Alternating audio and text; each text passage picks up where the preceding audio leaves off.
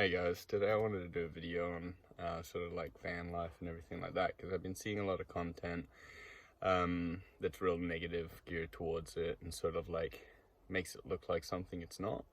So I just wanted to clear some things up where like it's more of like a necessity than it is like a choice for some people. Like me personally, I went through like a lot of mental struggles and everything and ended up homeless and living in hostels and things like that, and that's not really a safe, fun environment for a person to be in. So I saved up a little bit of money and I got myself a car. For sleeping in a front seat's not that comfortable for a while. Saved up a little bit more, traded the car with a little bit of cash deposit for a van. Started living in the van with just a bed and a toolbox and built it all up to everything it is today. This is a different van, of course. That one broke down last year, unfortunately, if you've been following along. But essentially when I was living in a house, like I was 19 when I built my house, got married, and like lived like the normal lifestyle sort of thing. Like my earning potential was only 850 a week, and after spending like 450 on the mortgage, 200 on food, and like everything else on like bills, I was left with like 50 or $80 for myself to actually like do things with. And now like living in the van and being like transportable and everything, my earning potential has gone up to like 1,500.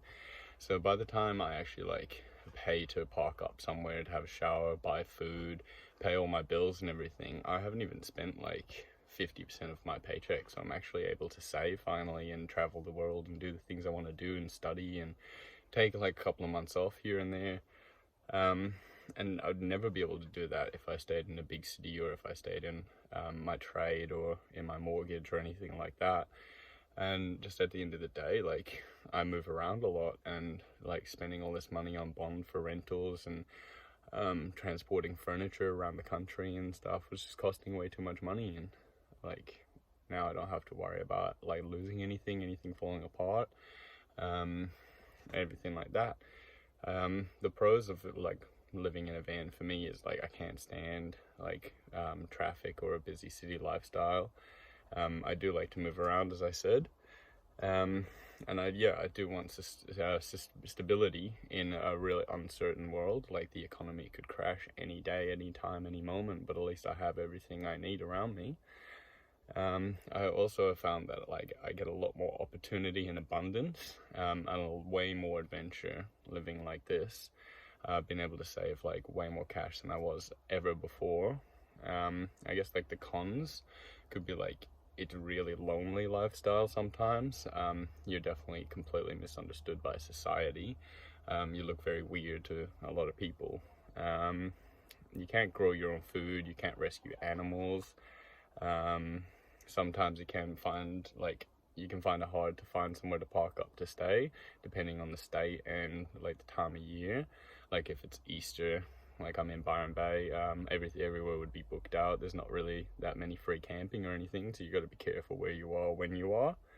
A con that's not really a con, it could be a pro for some people, is life slows right down. So you like a whole day can feel like only 4 or 6 hours some days, and that can be stressful or amazing depending on like how you feel.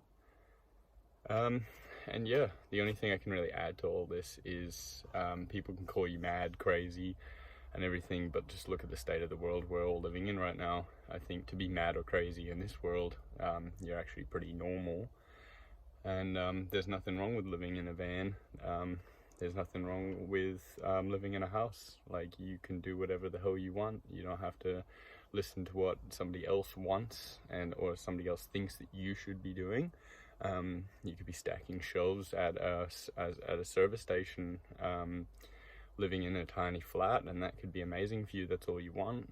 Or you could be just doing construction jobs, stonework, things like that, living in a van, traveling around. It's really up to you. You don't have to listen to anyone. Everything can be affordable if you make the lifestyle sustainable for what you actually want to do. Like you just don't have to be lavish. Like I don't have a shower and bathroom in here. I don't have anything like that, but I can go get a shower and I can go to the toilet in a lot of like free facilities, or just hire a campground to stay at.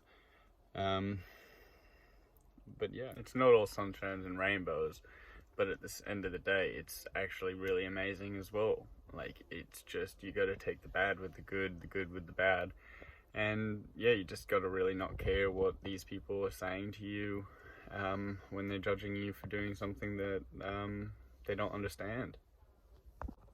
Please subscribe for more story times and travel content. I also do music and art. And if you want to see anything that I haven't posted, leave a comment. Thanks, guys.